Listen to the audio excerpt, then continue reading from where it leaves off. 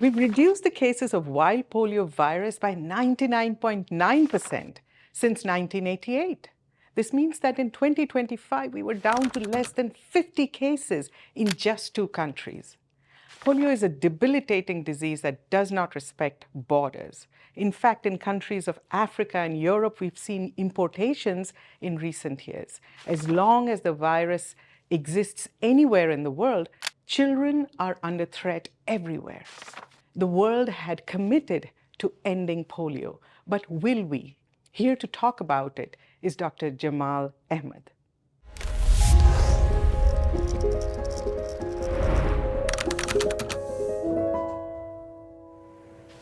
More than 20 million people would have been paralyzed today if it had not been for the efforts to deliver vaccines and vaccinate people against polio. Dr. Jamal, since people don't see polio around them in most countries, it almost seems very difficult to imagine what the world was like before the global initiative to end polio. Can you take us back? Thank you very much, Vismita. I think you're absolutely right. Before the vaccines, before we did get vaccines, the world was rife with polio, and we were seeing large-scale outbreaks across many cities in Europe, in North America, and in many parts of the world. Now, people don't see polio.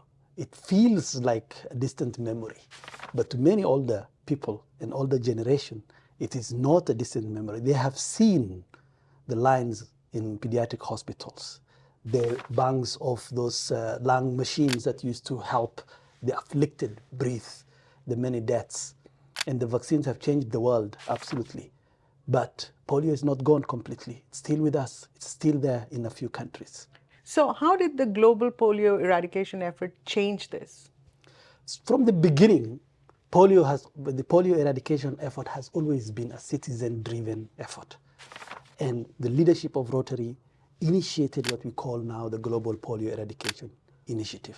And in 1988, the world agreed here in Geneva at the World Health Assembly to end polio for good.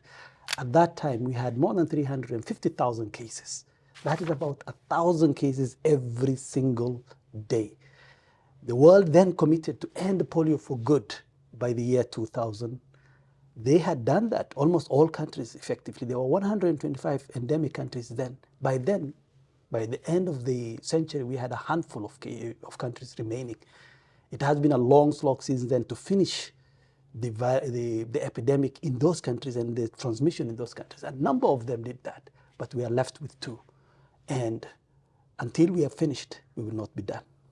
So explain to us, Dr. Jamal, if it's less than 50 cases in just 2 countries, why is it so difficult to end polio at this point?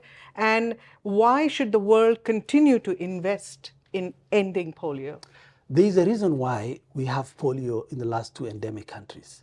It's geopolitical, it's insecurity, it's access challenges, it's many, many different challenges coming together in a very tiny place along the borders of the 2 endemic countries, that's Afghanistan and Pakistan. The reason why we need to finish is, first, it's doable. Not many diseases can be eradicated. Polio is one of those diseases that can be truly eradicated. Second, and most importantly, is if we don't, it will boomerang back, it will come back. All the efforts that we have achieved over many decades of hard work will be down the drain. We don't want that. We already see occasional exportations from those endemic areas. A few years ago, we had a wild polio outbreak in Southern Africa. We just had a detection in Germany. The world is not free of polio until we are all free of polio. Remember that eradication is all or nothing. We're either done with it or it comes back in full force. So how can we get involved and help end polio? We can do so many things. First, you sitting at home, make sure your children, the children of your neighbors are all vaccinated. 2, urge your community, urge your local leadership, your government to prioritize the protection of children, including vaccination. 3, advocate for vaccination and advocate for polio and the polio eradication program whenever you can in your local community so that we are all done together. If you see Rotary somewhere, please join. Please participate in their efforts because Rotarians have been at the forefront of this work and we need the support of all members of the community when it comes to the eradication effort. Thank you, Dr. Jamal. There you have it. If you found this video useful, please share it with your community and find out where your nearest Rotary is, get involved, make sure your children are vaccinated against polio, and find a way to advocate with your government to end polio. Until next time then, stay safe, stay healthy, and stick with science.